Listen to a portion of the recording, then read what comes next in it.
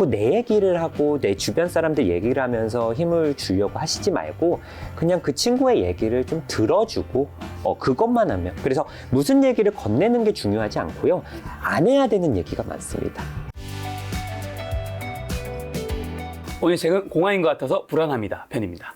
공황장애 겪으면 어쨌든 나 스스로도 노력하고 이제 선생님, 정신과 전문 선생님 도와주면 예. 또 이 주변 사람의 도움도 굉장히 중요하잖아요. 맞습니다.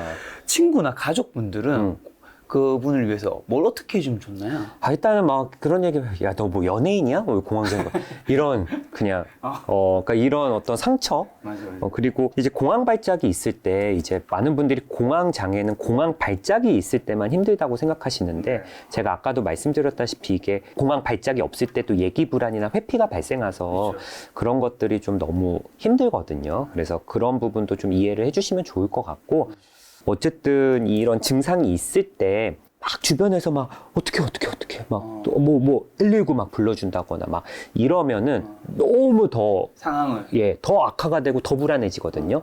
근데 이 공황 장애는 죽는 병은 아닙니다. 환자분이 죽을 것 같은 공포감은 느낄 수 있지만 생명에 지장이 있는 질환은 아니에요. 아 정말요? 예. 그게 심해져서 죽는 경우는 없습니다. 없나요? 막 심장이 빨리 뛰고 숨쉬기 힘들지만 그거는 그냥 우리 몸이 착각을 일으켜서 나타나는 증상이고 대부분은 한 10분에서 30분 정도 두면 저절로 사라지고 1시간까지 가는 경우는 드물고 환자분이 쓰러질 것 같다, 기절할 것 같다라는 생각을 하지만 기절까지 가는 경우는 없다고 보셔도 돼요. 만약에 공황 발작을 하다 기절을 했다, 이거는 공황 장애가 아니라 어떤 다른 질환일 가능성이 크거든요. 그래서 주변 분들이 오히려 이제 좀 천천히 차분하게 대처를 해주시고 호들갑을 뜨면 더 불안하니까 뭐 괜찮아? 뭐 좀 도와줄까? 잠깐 쉴래? 혹은 이제 그럴 때 먹는 비상약 같은 거를 처방받으면 환자분이 그런 거 요청할 때 그 약들을 좀 가져와 준다고 생각하시면 좋으실 것 같고 보호자분들이 좀 더 약간 재촉하는 경우가 있어요. 이제 야, 뭐 그거 이해 못하고 왜 좀 밖에 좀 나가지 못하고 언제까지 쉴 거냐 뭐 이렇게 그러는데 이제 그 공황장애 증상 중에 하나가 이제 그런 회피를 하는 거니까 너무 밖의 상황을 위험하다고 인식해서 그래서 너무 재촉하기보단 본인이 좀 안전하다고 느끼고 편안하다고 느끼면 그때부터 이제 외부 활동, 사회 활동을 다시 또 회복할 수 있기 때문에 그런 게 좀 좋을 수도 있지 않을까. 예. 그 시간에 뭔가 마음을 편안하게 가지게 도와주고 예. 또 그 시간을 재촉하지 않고 좀 기다려주고. 그쵸.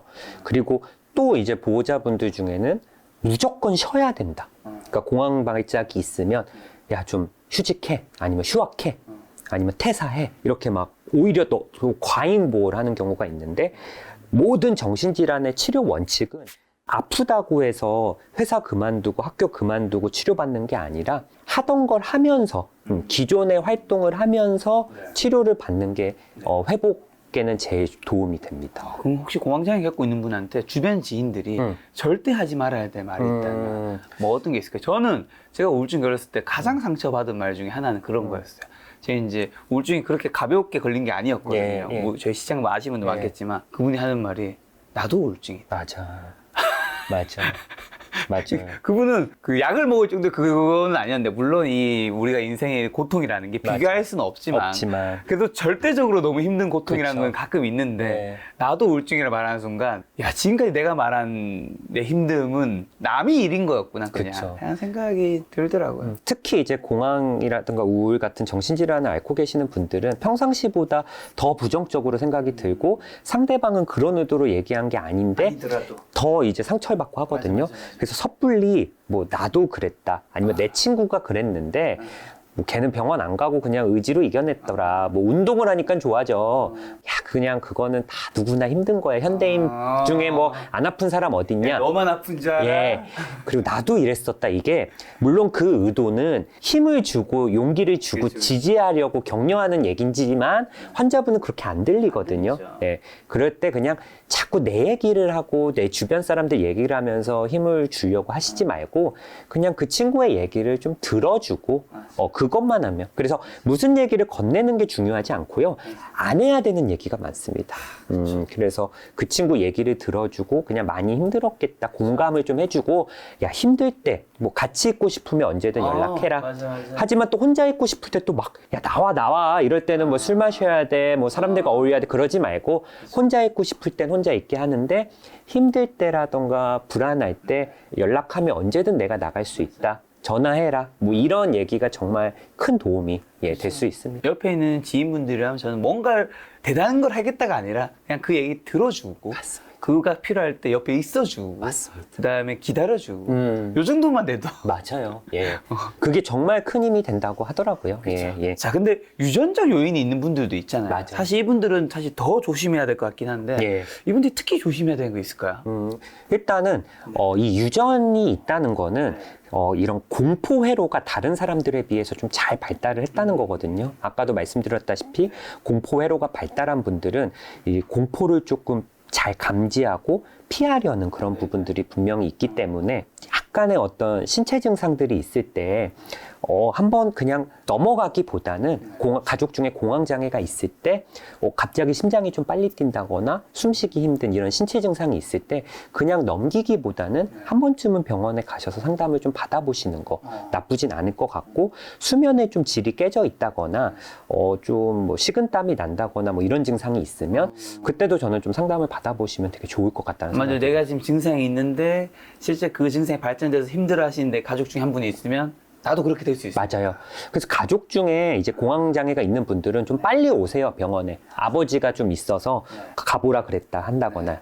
우리나라는 이제 정신과를 이제 좀 안타까운 건 환자분들이 이래요.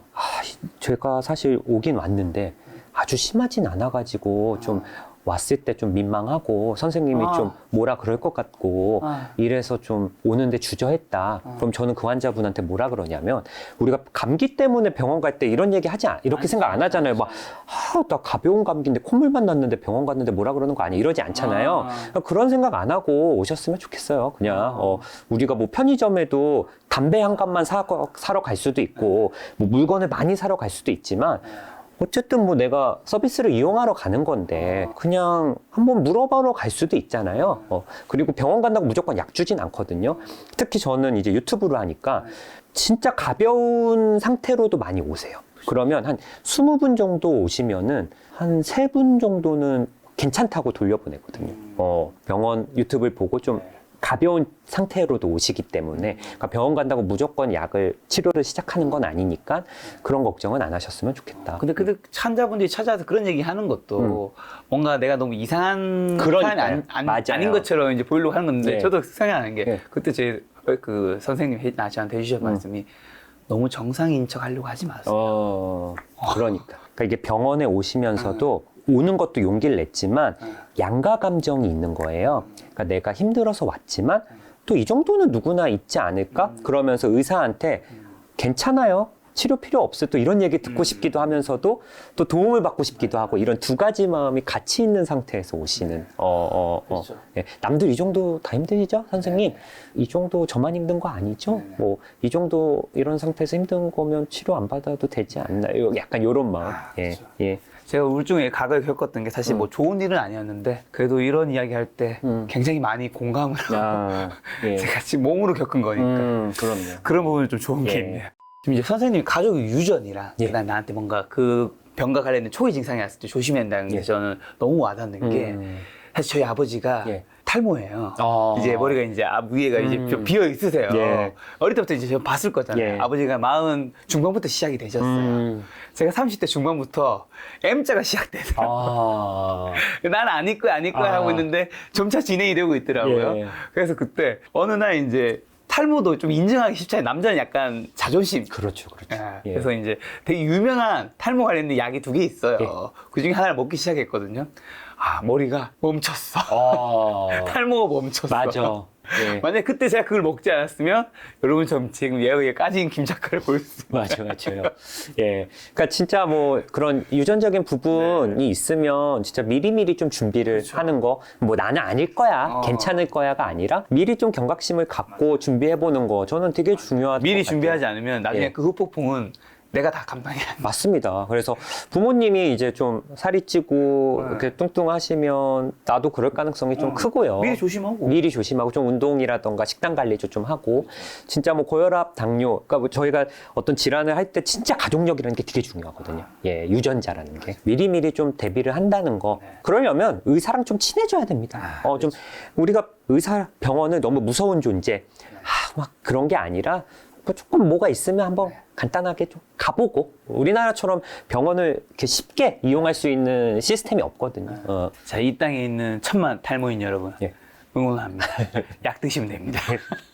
자, 근데 공황장애 완치될 수 있는 병인가요? 그럼요. 다른 질환에 비해서 효과가 좀 좋은 편이라 한 10에서 20% 정도는 증상이 좀 지속되시는 경우가 있어요. 재발이 좀 있기도 하고 나머지 분들은 뭐 증상이 아예 안 나타난다거나 증상이 나타내도 경미해서 크게 걱정하지 않을 정도?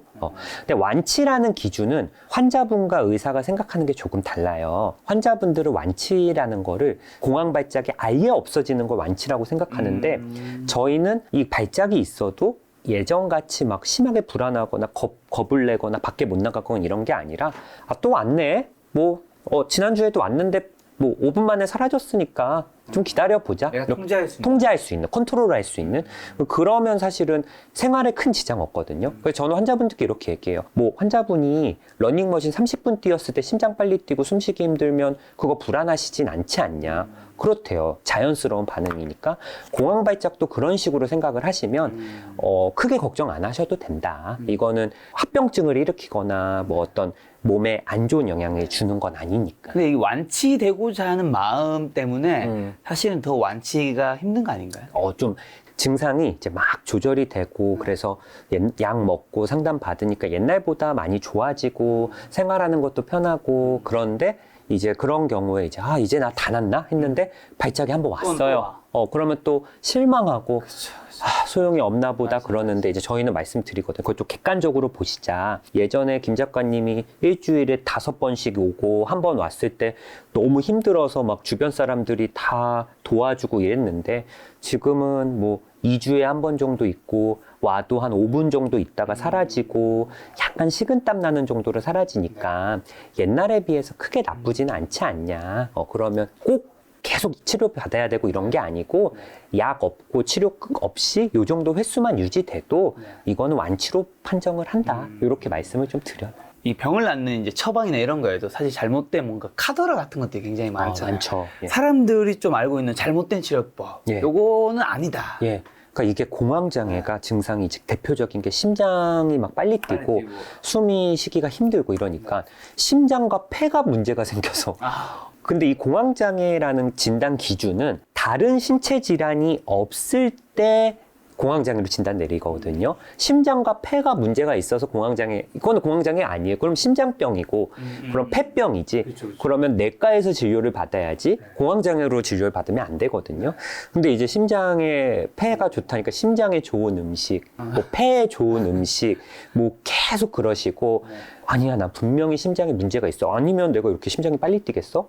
그러면서 뭐 내과를 계속 방문하신다거나 뭐 심장 초음파라던가 이런 거를 계속 전전하면서 치료를 찾는다는 거. 그러면서 치료 시기를 오히려 놓치고 증상은 더 악화가 되시는 경우가 많습니다. 사실. 자기 병의 정확한 원인을 알아야 되는? 맞습니다. 예. 혹시 근데 공황장애 많이 발생하는 뭐 연령대나 성별? 10대 후반에서 20대에 좀 많이 발병을 하고요. 아, 진짜요? 예. 그리고 특히 여성분들한테 좀 많고요.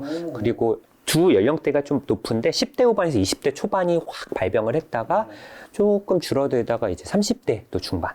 그래서 대부분은 이 공황 발작의 첫 번째 발작은 좀 젊은 나이에 시작하시는 경우가 많아요. 예. 그냥 뭐 호르몬적인 부분인 것 같아요. 예. 호발 연령이 질환마다 있는데 특히 좀 공황은 좀 그 나이대가 좀 많이 오십니다. 예. 여성분이 더 걸리는 여성분들이 많습니다. 여성은 왜요? 그 질환마다 남녀가 호발하는 질환들이 있긴 있거든요. 뭐 예를 들어 우울증은 여성들이 많고 알코올 중독이나 이런 건 남자가 많고 뭐 좀 그런데 이 공황은 좀 여성분들이 많은 걸로 통계적으로 좀 돼 있고 뭐 ADHD 같은 거는 남자가 많고 약간 호발하는 성별대가 조금씩은 다릅니다. 근데 이 불안이 사실 좀 세지면 공황으로 이어지는 거잖아요. 근데 이 불안이 꼭 나쁜 거는 또 아니라면서요? 아니죠. 왜요? 불안이라는 건 우리가 뭐 생각해보면 뭐 다음 주가 시험이다. 그럼 막 불안하고, 불안한데. 3일 뒤에 중요한 미팅, 발표가 있다. 그럼 좀 불안하잖아요. 근데 이 불안이라는 건 꼭 나쁜 건 아니고, 이제 나를 경각심을 갖게 하고, 대처하게 만들죠. 시험이 불안하니까 우리가 공부를 하고, 발표 때문에 불안하니까 발표 준비를 더 열심히 하는. 그래서 불안은 꼭 나쁜 상황은 아니거든요. 그리고 좀 각성을 시켜서 약간 더 예민하게 만드는. 그래서 우리가 그런 얘기 하잖아요. 오히려 뭐 운전을 할 때도 초보보단 이제 좀 어느 정도 운전이 좀 익숙해지면 좀 방심하다가 사고가 나는 맞아. 큰 안전사고 같은 경우도 그러니까 이런 불안은 그런 사고를 또 예방하고 뭔가 더 준비를 하게끔 하는. 그런데 이제 문제는 이 정상 불안이 조금 지나치면 그건 치료가 좀 필요하다. 그럼 이 부분 진짜 한 가지 질문 드리고 싶은 게, 제가 예전에 정신과 전문 선생님 한 분을 만났을 때, 그 이제 정신적으로 어떤 힘듦이 있을 때 누구나 이 취약성이라는 게 있잖아요. 맞습니다. 약한 부분. 근데 우리나라의 사람들이 대부분 이제 어릴 때부터 뭔가 부딪히면 뭔가 잘 안 되면 이겨내려고 노력해라 하면서 막 맞아요. 부모님도 기승세도 그런 얘기 많이 하셨는데, 이 취약성이라는 거는 내가 뭐 A가 있든 B가 있든 C가 있든 각자 다 다르게 있으면 굳이 그거를 이겨내려고 하지 말고 그걸 피해라. 이런 얘기 해준 게 저는 너무 와닿더라고요. 그러니까 예를 들면 제가 이제 우울증 겪었으면 어떤 부분이 약한 게 있으면 굳이 내가 그걸 싸워가지고 내가 이기는 게 과연 얼마나 상처 가득한 승리이지 않을까. 그걸 좀 그런 것들을 피하는 것들이 저는 오히려 현명하지 않을까라는 생각이 들어요. 공황장애에서도 그런 게 좀 있을 것 같아서. 그럴 수 있죠. 어떻게 보면은 이제 우리가 투쟁 회피 반응이라고 하죠. 어떤 내가 힘들어하는 두려운 대상이 있으면 flight or fight, 싸우거나 도망치거나. 그렇죠. 우리가 원시 시대부터 우리 뇌는 그걸 판단했거든요. 사나운 곰을 만났다. 도망쳐야지. 근데 뭐 사슴이나 토끼 만나면 사냥을 해야 또 우리 가족들 먹고 사니까 이런 투쟁 회피 반응. 근데 뭐 무조건 이겨내야 된다. 극복해야 된다. 직면해야 된다. 이게 정답은 아닐 수도 있다는 생각이 들어요. 내가 뭔가 내 취약성이 이런 게 있다면 그거를 좀 먼저 파악하고 아주 경미하고 그렇다면 뭐 극복을 할 수도 있겠지만 이게 좀 아니다 싶으면은 사실 어떨 때는 회피하고 도망치는 게 좀 옵션일 수도 있거든요. 공황도 저는 좀 그런 부분도 있는 것 같아요. 내가 어떤 특정 사람과 있을 때 너무 큰 스트레스를 받거나 특정 상황에 있을 때 좀 너무 스트레스를 받는다면 그 상황을 조금 더 스페시픽하게 조금 분석을 해본 다음에 피할 수 있으면 좀 피할 수 있거든요. 나는 이런 캐릭터인 사람과 안 맞는다. 그럼 꼭 그 사람과 막 친해지려고 하고 그 사람 마음에 들려고 하고 하기보단 그런 사람은 조금 거리를 조금 더 보는 거. 그런 것도 사실은 저는 나쁘지 않을 것 같다는 생각이 들어요. 왜? 내가 그 사람과 꼭 아니더라도 다양한 사람들이 있고 그리고 이 일을 할 때 내가 좀 스트레스를 받는 것 같다? 그러면 진짜 면밀히 봤을 때 이 일이 아니라 다른 일들을 조금 알아볼 수도 있는 거고 그렇습니다. 굳이 내가 약한 부분을 계속 건드려가면서, 그러니까 저도 어릴 때는 젊을 때는 막 이겨내려고 했던 거 같아요. 맞아요. 근데 나이가 들면서부터는 그냥 해피하는 것도 맞아요. 방법일 수 있겠다. 맞아요. 저는 기본적으로 사람을 되게 좋아해서 예전에 20대 때만 해도 정말 모든 사람들과 잘 지내고 싶고 모든 사람들이 날 다 좋아했으면 좋겠고 누군가 사이가 좀 멀어지거나 불편하면 막 너무 힘들고 어떻게든 그걸 해결하려고 하는데 나이가 들면서는 이제는 그냥 내가 좋아하는 사람들 그런 사람들만 만나도 시간이 부족하니까 그렇게 되더라고요. 근데 그게 좀 맞는 것 같다는 생각이 좀 들어요. 말씀해 주신 대로. 자, 그럼 이제 정신과에서 어떤 치료 방법들인지 좀 한번 정리 한번 해주신다면. 일단은 뭐 약물 치료가 당연히 있고요. 그리고 상담 치료가 있는데 많은 분들은 그냥 상담 치료로 이렇게 통틀어서 생각하는데 상담 치료도 종류들이 되게 많이 있거든요. 그러니까 예를 들어 미국 드라마 같은 데 보면 이렇게 카우치에 누워서 의사가 뭐 어릴 때 어땠는지 꿈이 어땠는지 뭐 이런 정신 분석 치료 이거를 또 전문으로 하는 병원이 있어요. 정신 분석을 받을 수도 있고요. 대부분은 그냥 한 10분, 15분 정도 되는 그건 지지 상담 치료 이런 부분들도 좀 있고 그리고 인지행동 치료라고 해서요. 뭐 강박장애라던가 공황장애 또 우울증이 있을 때 어떤 내가 부정적인 인지가 있을 때 그거를 좀 개선하고 약간 일종의 훈련하는 인지행동 치료도 있을 수 있고요. 그리고 부부 상담 가족 상담과 같은 뭐 상담 치료도 하는 경우가 있고 소아청소년인 경우는 이제 아기들은 놀이 치료라던가 이런 게 또 있어서 그런 거로 또 이루어지는 경우도 있고 상담도 되게 다양한 상담들이 좀 환자분의 어떤 상황이나 증상에 맞게 다양한 상담 치료가 있다라는 말씀을 좀 드리고 싶고, 약물적인 부분도 그냥 대부분 먹는 약만 있을 듯하고 생각하실 텐데, 요즘은 이제 심한 우울증에서 코에 뿌리는 우울증 치료제인 이제 에스케타민, 뭐 이런 치료도 있고요. TMS라고 해서 이제 자기장을 이제 좌측 전두엽에 이렇게 해서 우울감이라던가 강박장애, 뭐 불안장애 개선하는 그런 치료도 있고, 그러니까 되게 다양한 치료들이 많이 이루어지고 있습니다. 제가 듣기로 전기 충격인가? 전기 치료. 예. 그 정신과 쪽에서 있는데. 맞습니다. 그쵸? 정기경련 치료, ECT라고 해서요. 이 치료는 뭐 제가 있는 이런 개인 병원에서는 할 수는 없고요. 대학병원에 주로 있습니다. 약간 폐쇄병동 쪽에 있는 건가요? 그렇습니다. 그래서 아주 심한 자살 사고, 맞아요. 식사 거부, 뭐 환청이라던가 환시, 뭐 이런 게 있으면 전기 치료를 하는데, 과거에 뭐 영화 같은 데서 막 이게 막 너무 고문같이 그려졌는데, 사실 그때는 마취를 안 하고 했기 때문에 굉장히 환자분들한테는 공포스러운 거였는데, 요즘은 마취과 의사 선생님들이 오셔서 전신 마취하고 하기 때문에 뭐 실제로 제가 있었던 고대 병원에서도 굉장히 많이 시행을 했고, 뭐 저희 병원뿐만 아니라 뭐 서울 아산병원, 서울대병원 이런 데서도 많이 사용하는 치료입니다. 뭐 아무나 하는 건 아니고, 예.